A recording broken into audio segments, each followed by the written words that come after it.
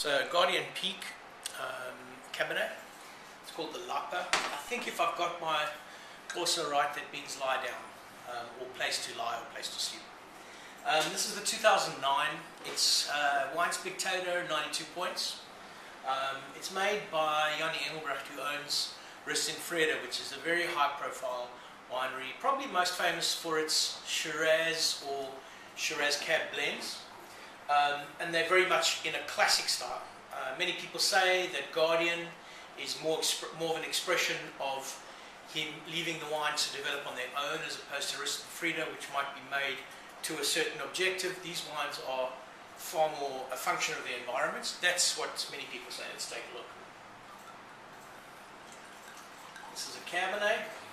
It's a very, very dark Cabernet. If I was told I was drinking Australian wine and doing this blind, I'd say that it looks like a Shiraz, judging by the colour.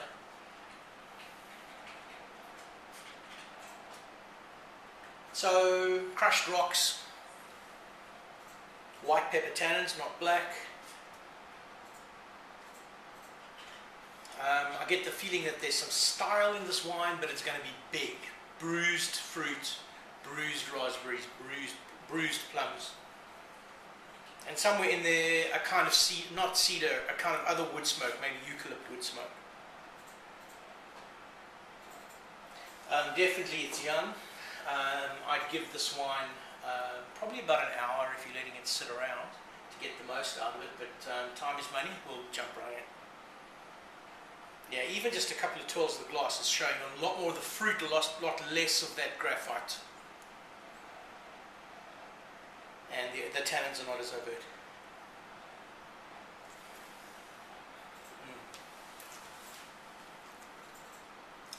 That's a Cabernet that can only be made in South Africa.